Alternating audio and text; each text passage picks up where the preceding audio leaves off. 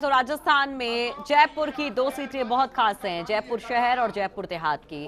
और सबसे खास बात है कि कांग्रेस ने इस बार इन दोनों ही सीटों पर महिलाओं पर दाम लगाया है। अगर जयपुर शहर की बात करें तो ज्योति खंडेलवाल यहां से कैंडिडेट बनाई गई हैं, जो आज नॉमिनेशन फाइल करेंगी। और नॉमिनेशन फाइल करने के पहले ये सभा रखी गई है, जहां पर सीएम, डिप्टी सीएम, तमाम दिग्गज कांग्रेस के मंत्री तमाम यहां पर पहुंचे हुए हैं सभा को संबोधित करने के लिए।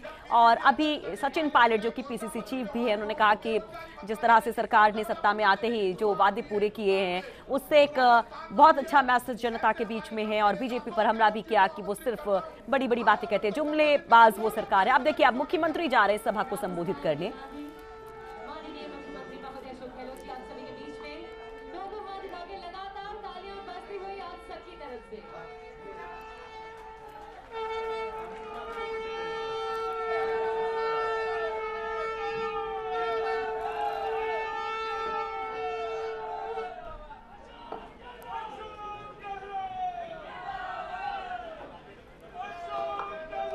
प्रदेश कांग्रेस के अध्यक्ष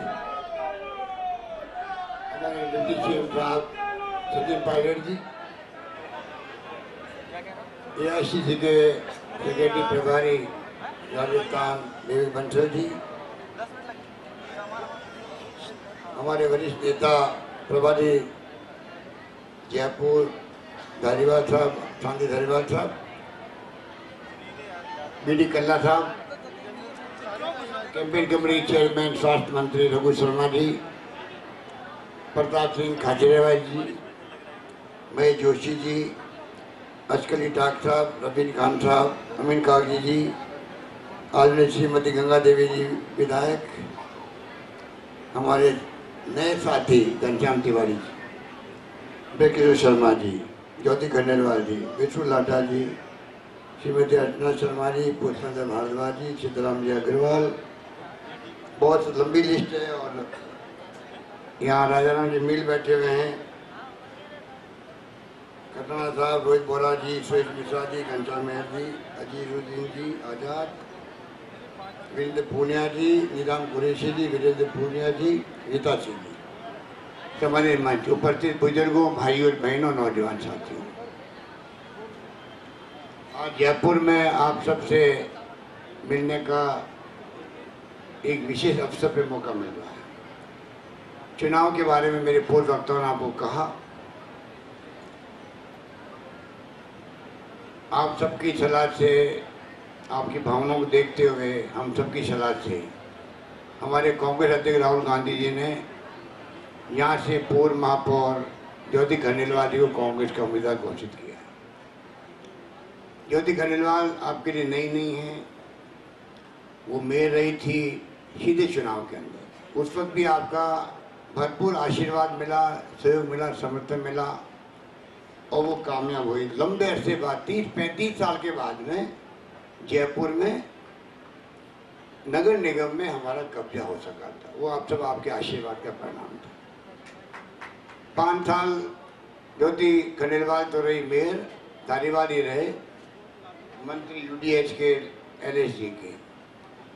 मुझे याद है कि 20 साल पहले जब मैं पहली बार मुख्यमंत्री बना, तब से बदलाव शुरू हुआ जयपुर का अलग ढंग का, जिसमें सड़कें चौड़ी हुई, जवाहरलाल नेहरू मार्ग हो, कठपुतली नगर की सड़क हो, ओवरब्रिज चौड़े करने हो या ओवरब्रिज नए बनाने हो,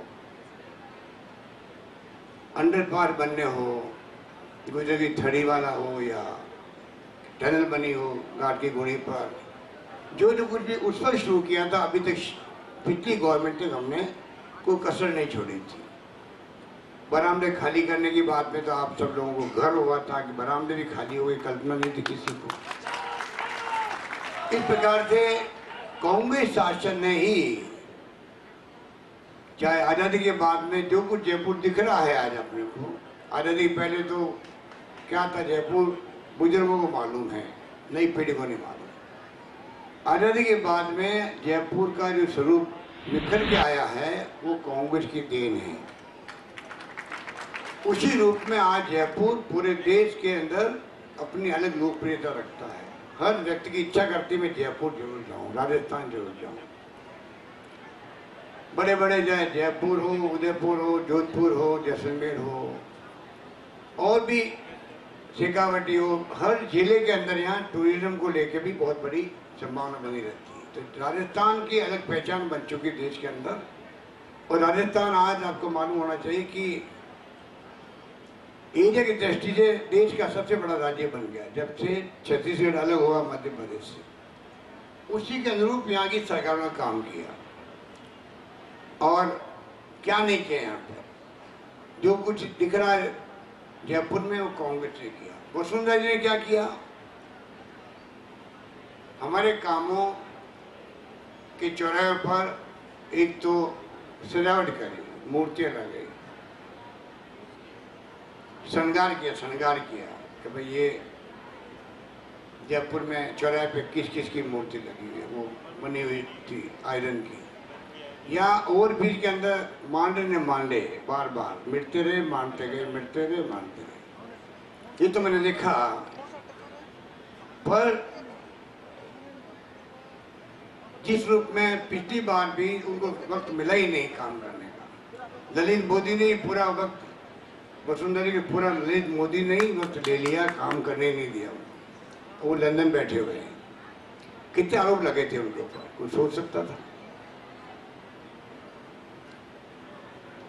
ये चीज हमारे लिए बहुत महत्वपूर्ण है। और जयपुर की जनता में हम कई बार चर्चा करते हैं कि आज आज़ादी के बाद में मुश्किल से एक बार नवलगुट सहमारी जीते थे, एक बार महेश जोशी जीते।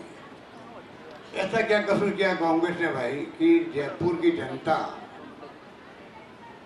बीजेपी को तो जिता देती है जिसने कभी ध्यान नहीं दिया विकास पर, काम नहीं किया।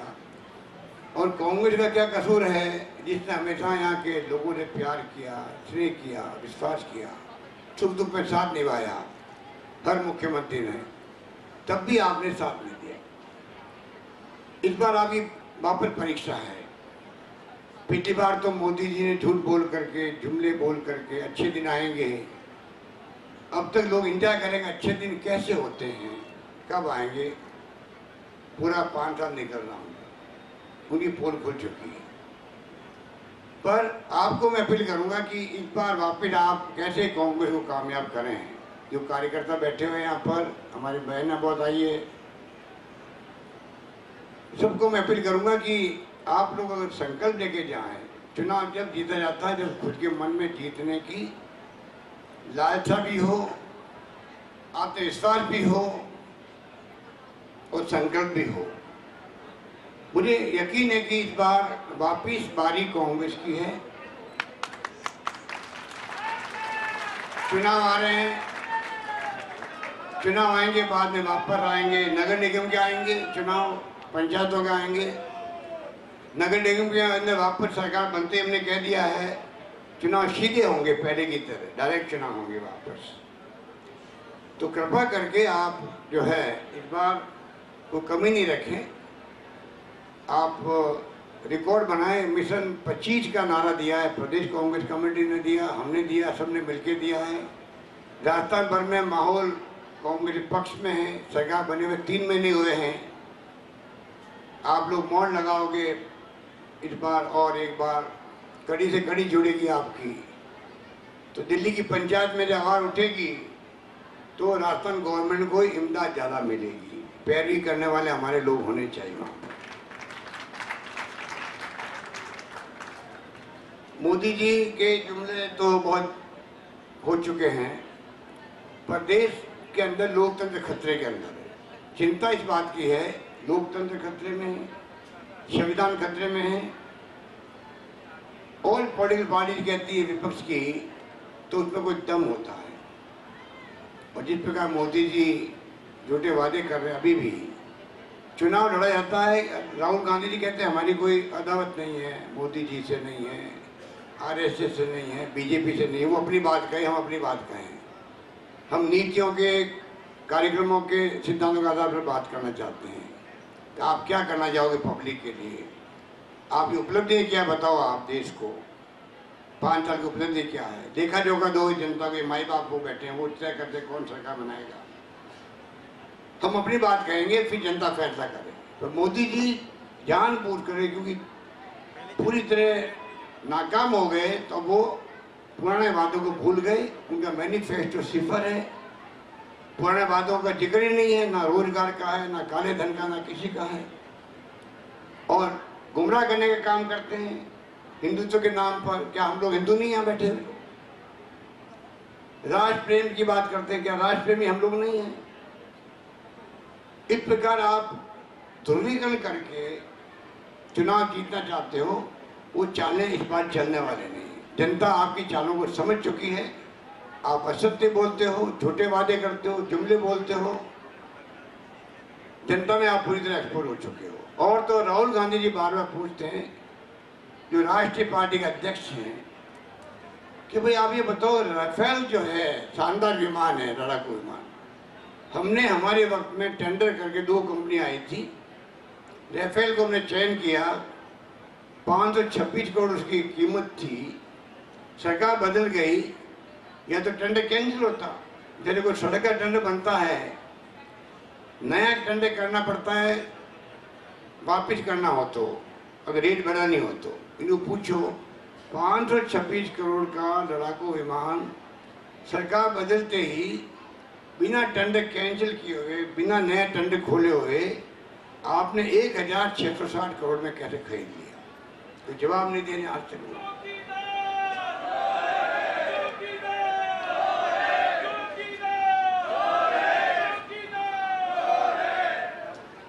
उनको पूछो आपने कैसे ही कर दिया। और 126 प्लेन की जरूरत है देश को, 126 की जरूरत थी उस वक्त में, आप उसमें 36 पे आ गए।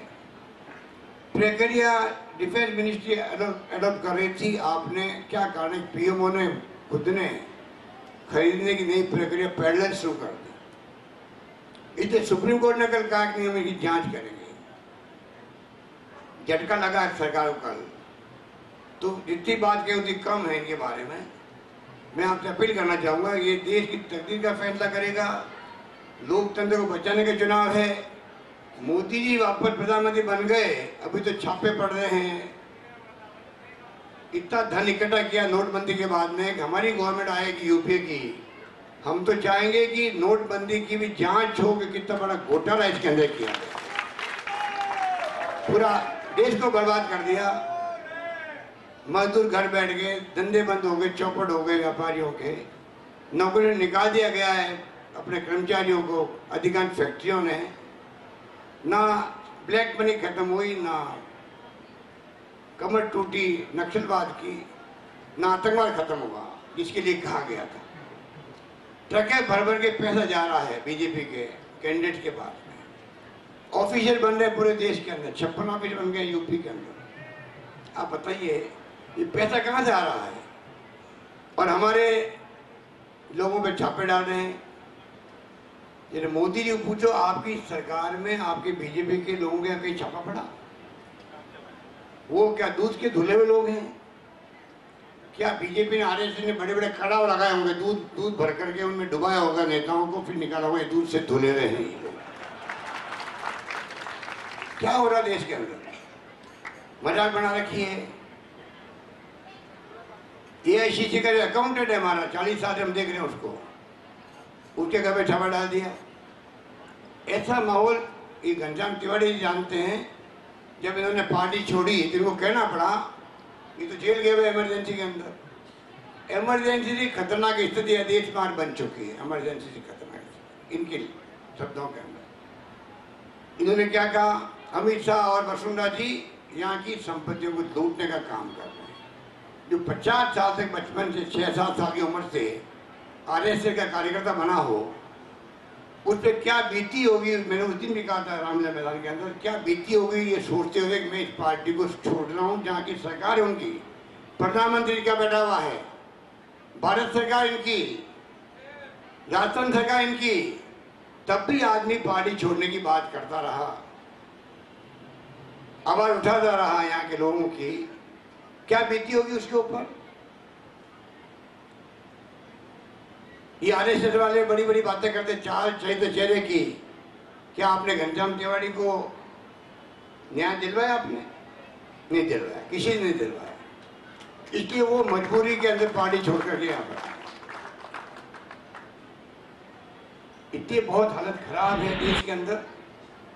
और आपसे मैं अपील करूंगा कि कहने की बातें बहुत सारी, राजधानी के लोगों को, आप टीवी देखते हैं, न्यूज़पेपर पढ़ते हैं, सब नॉलेज आप लोगों को है।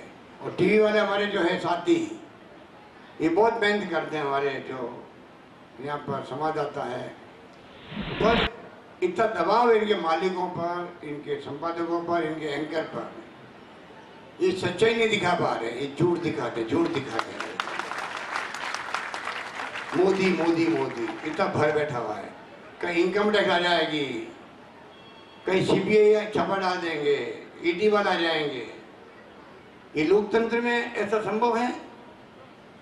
लोकतंत्र बचाने के चुनाव हम क्यों कहते हैं? अगर मीडिया स्वतंत्र नहीं हो, आप लोग बोलोगे खिलाफ सरकार के, आप देश तो कहलाओगे। अभी मैं न्यूज पढ़ रहा था आज ही, मणिपुर के अंदर कल छोड़ा गया एक व्यक्ति को, पत्रकार था वो, उसने सरकार के खिलाफ लिख दिया, मेरे ख्याल पत्रकार ही था वो, आज कल छूटा वो, तो वो सरकार के खिलाफ लिख दिया, राष्ट्रद्रोही, एनएसए के ऊपर मुकदमा बना दिया, जेल में डाल दिया उसको, कल जाके छूटा वो। क्या देश में लोकतंत्र की जो परंपरा स्थापित की कांग्रेस ने, उसको आपने कायम रखा है, रखना चाहते हो? आपकी नीयत क्या है? 50 साल तक राज करेंगे। अरे भाई, ये माई बाप ये बैठे हुए हैं, जनता चाहेगी तो 50 साल राज करते हैं, कैसे कर सकते कोई? इनकी मंशा ये है मुखौटा पहना लोकतंत्र का, जीतने के बाद में फासिस्टी सोच इन लोगों की है। ये चुनाव जीते थे, पता नहीं उसके बाद चुनाव भी होंगे कि नहीं होंगे, चाइना की तरह पहले तय हो जाएगा कौन प्रधानमंत्री बनेगा, कौन राष्ट्रपति बनेगा। तो कृपा करके आप इन बातों को समझो। मैं बातें मुख्यमंत्री हूँ, राजस्थान के प्रथम सेवक हूँ, मैं आपके आशीर्वाद में तीसरी बार बना हूँ। मेरा फर्ज बनता है कि मैं आपको असलियत से आगाह करूँ, लोगों को, प्रदेशवासियों को। मेरा फर्ज बनता है। क्या क्या हो रहा है दिल्ली के अंदर, देश के अंदर, को सोच सकता है? पूरा भय का, आतंक का, हिंसा का माहौल हो गया देश में। राहुल गांधी कहते हैं कि हमारी राजनीतिक लड़ाई है, हमारी कोई व्यक्तिगत लड़ाई नहीं है, प्यार से भाईचारे से राजनीति करो। डरा रखा, पूरे मुल्क को डरा रखा है, ये भय पैदा कर रखा है। और अभी ध्रुवीकरण करके चुनाव जीतना चाहते हैं। किस प्रकार से आपने खेल खेल रहे हो आप लोग? और इंदिरा गांधी के जमाने में पाकिस्तान के 2 टुकड़े कर दिए इंदिरा गांधी ने, तो कभी राजनीति उसके नाम पे नहीं करी। 90,000 अभी कुछ समय कह रहे थे, 90,000 उनके कर्नल, जनरल, मेजर सैनिकों के सरेंडर करवा दिए हथियार। नई पीढ़ी को मालूम नहीं है। युद्ध चला, अमेरिका का 7वां बेड़ा आ गया समुद्र में, उसकी परवाह इंदिरा गांधी ने नहीं करी। तो कभी उसके नाम से वोट नहीं मांगे। ये नहीं कहा कि मेरी मतलब बहुत बड़ी उपलब्धि है, सेनाओं की उपलब्धि है, हमें उस पर गर्व है, ये कहा गया आज तक। ये तो इसरो से उपग्रह छोड़ा जाता है तो खड़े होकर कहते हैं मैं अभी आने वाला हूँ टीवी के अंदर, बहुत बड़ी आपको खबर दूंगा। लोग चिंतित हो गए 2 दिन, पता नहीं आज कौन सा नोट बंद कर देगा। और बाद में क्या हुआ? वो काम जो साइंटिस्टों को कहना चाहिए था कि हमें गर्व है कि हमने आज ये काम भी किया, वो उन्होंने कहा। हर चीज का श्रेय खुद लेना चाहते हैं। सर्जिकल स्ट्राइक करी, हम उनको सलाम करते हैं, उनकी बहादुरी को, जान को हथेली में रख करके सीमा की रक्षा करते हैं। और उसके नाम से आप चुनाव जीतना चाहते हो? आपको बताने के लिए उपलब्धि है नहीं आपके पास में। आप सेना को पीछे छिप करके चुनाव जीतना चाहते हो। आप धर्म के नाम पर, राष्ट्रवाद के नाम पर चुनाव जीतना चाहते हो। क्या राष्ट्रवादी बाकी लोग नहीं हैं? देशवासी आज सब लोग डरे हुए हैं। इसलिए मैं आपको कहना चाहूँगा, एक रवीश कुमार इनका टीवी का, एनडीटीवी का एंकर है। आप देखते हो कोई एनडीटीवी?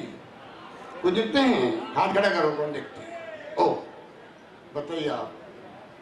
उसने क्या कहा रवीश कुमार ने कि मैं खुद एंकर हूँ, और आज क्या स्थिति बन गई देश के अंदर। मुझे शर्म आती है कि किस प्रकार से हम लोग बोलते हैं, क्या करते हैं, क्वेश्चन पूछते हैं, कितना दबाव के अंदर है।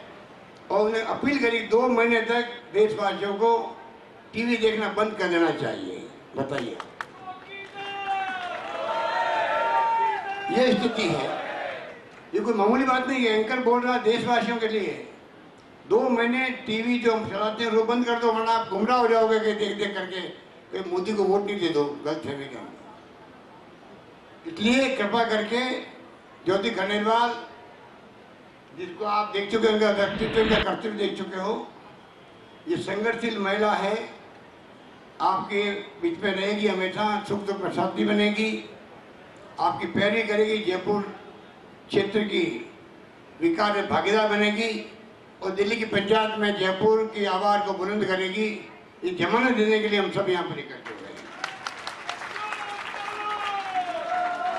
बाकी तो सब बातें जो काम किए, क्या कर रहे हैं, सब आपको मालूम है, मुझे कहने की आवश्यकता नहीं। समय बहुत हो गया, हमें जाना आगे।